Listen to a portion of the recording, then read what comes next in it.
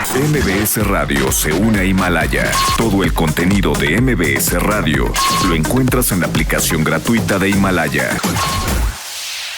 Platicábamos hace un momento, Oscar, fuera de aire. Hay dos noticias, una muy mala y una muy buena también en estas cifras de seguridad, en donde pues hay que analizar todos los datos. Me acordaba de lo que pasó hace poco con Jorge Ramos y el presidente López Obrador, ahí en la mañanera, en donde al parecer el presidente quería explicar también ahí a Jorge Ramos que había una disminución en cuanto a la tendencia, al porcentaje, aunque si bien es cierto, Ramos también tenía un punto, es el año más violento en la historia. Claro, yo creo que es una discusión técnica. Ramos hablaba de números absolutos, que es lo que tenemos hoy como homicidios dolosos, y el presidente hablaba de tasas, que son dos cosas completamente diferentes. En términos de homicidios dolosos, lo que da ayer el Secretariado, el Sistema Nacional de Seguridad Pública, es una cifra que obviamente es escandalosa. Es el año 2019 con la mayor cantidad de homicidios en los últimos 5 años, de manera muy pronunciada, pero también desde que comenzamos a medir los homicidios dolosos, desde 1997. Estamos en 35,800 y algo, si estamos sumando homicidios dolosos más feminicidios. Esto, Luis, confirma una noticia terrible. Hemos vivido desde 2015 los 5 años más violentos en la historia del país. Tenemos un crecimiento sostenido todo el tiempo de homicidios. Esa es la muy mala noticia. Los homicidios crecen de manera absoluta. Sin embargo, hay una buena noticia. En términos de tasa, si tú ves homicidios por casi 1,000 habitantes, se ha reducido la tendencia. Mientras que de 2015 a 2019, la tasa de homicidios dolosos alcanzó un crecimiento de aproximadamente 89%. De 2018 a 2019, solamente creció 1.8%, menos del 2%. Sí hay una desaceleración, sin embargo, no es suficiente para poder frenar una ola de violencia que comenzó muy duro desde 2015. Justamente, haciendo ahí la comparación, es difícil entenderlo y más difícil también quererlo entender en una politización como la que estamos viviendo. Porque la culpa la tiene el PRIAN, porque la culpa la tiene Morena, porque la culpa la tiene el presidente que no tiene estrategias, porque la culpa la tiene el pasado que les dejaron pues un verdadero infierno. Pero sea lo que sea, son vidas, y tú lo vives en tu trabajo y en lo que nos presentas y en lo que compartes con toda la audiencia todos los días. O sea, eso es una situación que va mucho más allá de una simple politiquería y de discursos baratos que se van presentando, ¿no? Claro, el problema con estas cifras es que cualquiera puede interpretarlas a su favor o en contra del adversario. El oficialismo puede decir, ahí está. Morena puede decir, aquí está la tasa, vamos disminuyendo, efectivamente la violencia sigue en alza, pero estamos conteniéndola. Y la oposición puede decir, pues podrás contenerla, pero yo sigo viendo 35,800 y pico de muertos. Y en términos absolutos es el peor año desde que lo comenzamos a contar, 1997. Esta diferencia técnica poco le hace sentido a la gente a pie. Sí, por supuesto. Esto no tiene ningún sentido para la gente que vive todos los días la violencia y que la vive además en zonas muy focalizadas, como ya tenemos el informe del Sistema Nacional de Seguridad Pública. Guanajuato, por ejemplo, los casos más dramáticos, pero lo siguen viviendo en Tamaulipas, en Nuevo León, en Guerrero, en el Estado de México, en la Ciudad de México, que ya llegamos al top 10 de las entidades con mayor homicidio doloso. Y el problema, yo creo, Luis, es que si estas cifras no se interpretan como vidas humanas, como la mamá de alguien, el hijo de alguien, el papá de alguien, vamos a seguir discutiendo sobre estadísticas y sobre gráficas y sobre presentaciones de PowerPoint y no sobre el fondo, que es el sufrimiento diario y las masacres que estamos desgraciadamente acostumbrados a ver. Oye, dime algo, Oscar. A ver, vamos a tratar de analizarlo así. Es muy difícil explicarlo, pero en el 2015... teníamos 17,886 homicidios.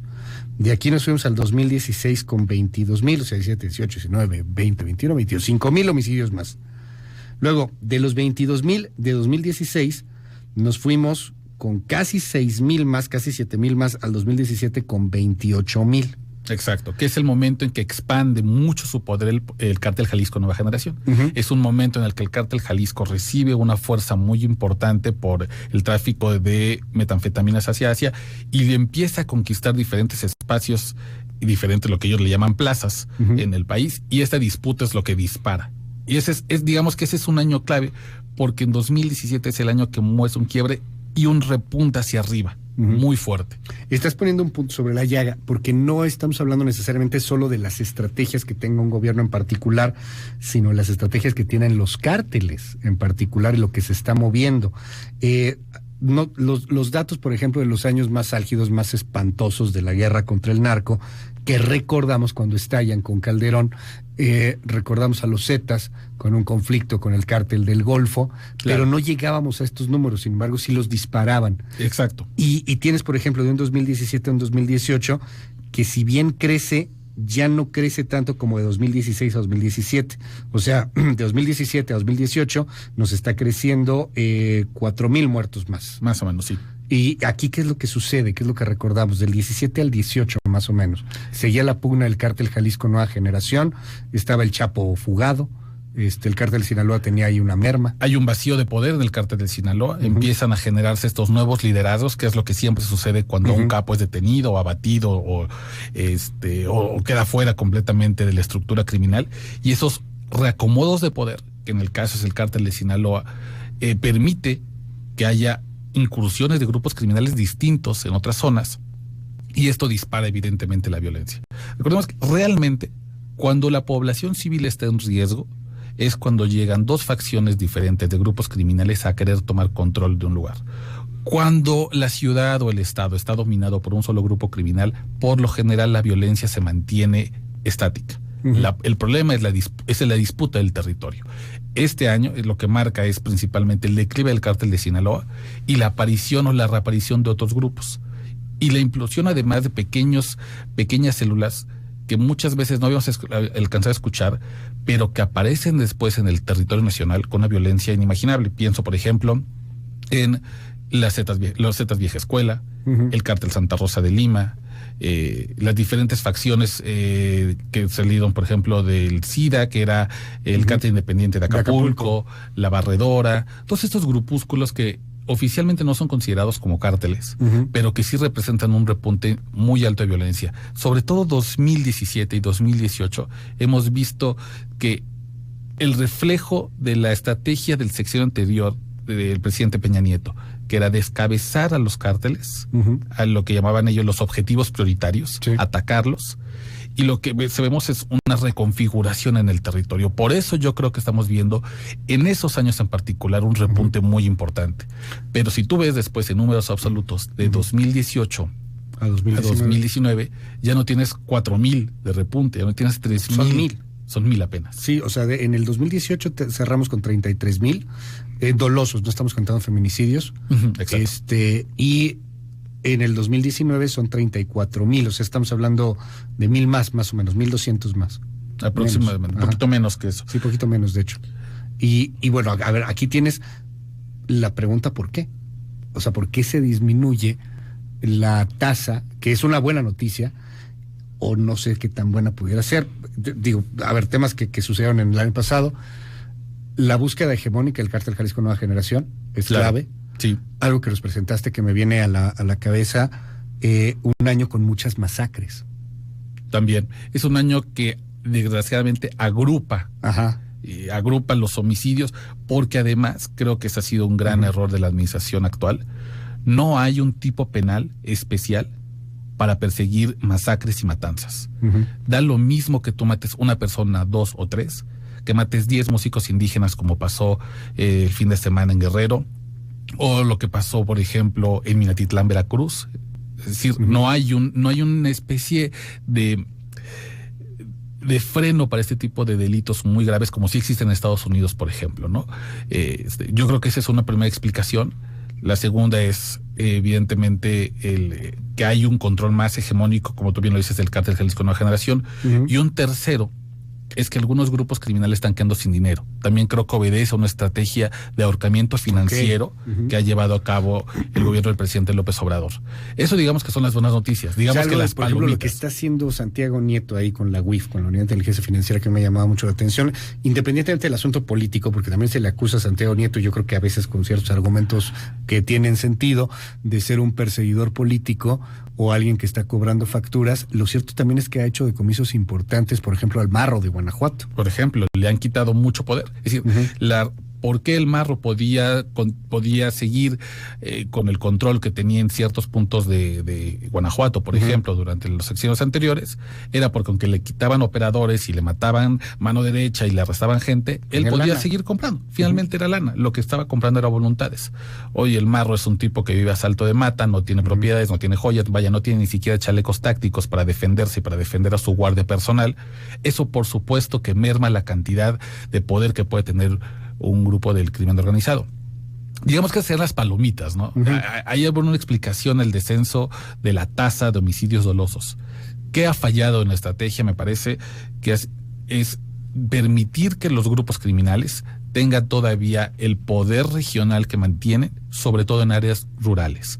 La Guardia Nacional, que era la gran solución al problema de la inseguridad, hoy está prácticamente desplegada en zonas urbanas. Y en las zonas urbanas no es precisamente donde ocurren los homicidios más escandalosos y donde la población está menos protegida. Los grandes homicidios, los pueblos enteros quemados, los secuestros, las desapariciones ocurren principalmente en zonas rurales o en zonas alejadas, donde no está llegando la Guardia Nacional. Y si queremos ver una disminución importante en el tema de homicidios dolosos y feminicidios, tiene que haber un despliegue importante en esas zonas donde nadie llega y donde los criminales son los amos y señores del territorio. A ver, aquí también hay otro tema que me brinca mucho, Oscar. ¿No estaremos llegando a un punto de cierta estabilidad? Ojalá que no, pero digo, ya llegamos al promedio de 30,000. O sea, vas a dar 30,000 cada año, ese es tu promedio, más, menos, 30,000, y le subes un poquito y le bajes un poquito, pues sigue estando de la fregada si nos quedamos en eso, ¿no? Sí, claro, ese es el otro riesgo. Que cuando tú empiezas a normalizar la cifra arriba de 30,000, es como cuando normalizas que el dólar siempre esté a 20 pesos o a 25 pesos, ¿no? Y aplaudimos. Exacto, y de repente lo ves a 22 y dices, no, hombre, bueno, estamos perfectos. Yo creo que ahí hay un gran riesgo, que después la vara no sea volver a los niveles que teníamos de violencia en 2005, 2004, 2003, los años anteriores a la guerra contra el narco, sino que después nuestra vara sea 2015. Y entonces ahí sí sálvese quien pueda, porque un país en el que tenemos 15,000 muertos, 15,000 homicidios dolosos al año, 500 feminicidios al año, hace insostenible, ¿no? Y evidentemente vamos a terminar no solamente con la violencia, sino con la inversión privada, la inversión extranjera, y nos vamos a llevar entre las cada vez empieza a ser ahí algo que le va afectando al tema económico. Habrá que ver cuándo baja. No ha bajado, o sea, no ha bajado nunca, desde al menos no desde el 2015, va subiendo, si acaso a lo mejor por ahí recuerdo, creo que hubo un año por 2012, 2013 que bajó un poquitito, una nada, y luego volvió a subir. Sí, fue el poquito después de que 2011 se convirtió en nuestro año más violento en ese entonces. Ya quisiéramos tener ahorita, desgraciadamente, las cifras de 2011, cuando Ciudad Juárez se convirtió por segundo año consecutivo en la ciudad más violenta del mundo. Y un esfuerzo importante para disminuirlo. Vino un bachecito en las cifras y después volvimos a subir. Ahí está el gran riesgo. No hemos hablado hasta el momento de que han bajado los homicidios dolosos, eso es importante. Solamente hablamos de que una tendencia sea desacelerado. Pero en cualquier momento, si nos descuidamos, este carro que se aventó por el precipicio vuelve a agarrar inercia y nos vamos a los 40,000. ¿No es un punto de inflexión? Hay que entenderlo. No. Es una desaceleración en cuanto a los homicidios, es decir, hay, o sea, en comparación hay una tasa menor, son menos la cantidad de muertos que han crecido en comparación de un año contra el otro. Exacto, en tasas de 100,000 habitantes. Pero insisto, este es un tema técnico. En números absolutos crece, en tasa, cuando lo haces un porcentaje, disminuye. Aquí el problema es que las cifras ayudan a ambos lados. Y en medio estamos nosotros. Muchísimas gracias, Oscar. Te escuchamos mañana en Nación Criminal. Mañana un tema muy interesante, les adelanto, la historia de un secuestro ligado a una dependencia federal. Gracias, Oscar. ¿Tus redes? En Twitter, @Oscar Balmen. Muchísimas gracias. Gracias también por todos los comentarios. Que no te gastes saliva hablando conmigo, porque yo no te entiendo nada, y que yo estoy vendido. con la cosa. Te veo muchos comentarios. Te digo que es la bronca, se politiza este asunto, hombre. Híjole, y mientras se politiza este tema y no tengamos la sensibilidad para entender lo que está diciendo una parte y la otra, no vamos a poder salir. No, yo insisto, siempre he dicho esto, no son los muertos de Andrés Manuel, ni son los muertos de Calderón, ni son los muertos de Enrique Peña Nieto. Son los muertos de todos, y mientras no entendamos esa responsabilidad compartida, no vamos a salir de esta. Sí, son los muertos de una persona, de un hombre, y son los muertos de pues, los que quedan ahí, de que personas que se quedan sin papás, que se quedan sin mamá, que se quedan sin sus hijos. Son sufrimientos, son seres humanos. Poco favor le hacemos al país, Luis, si politizamos este tema en particular. Flaco favor nos hacemos. Gracias, Oscar. Te escuchamos mañana. Gracias, Luis.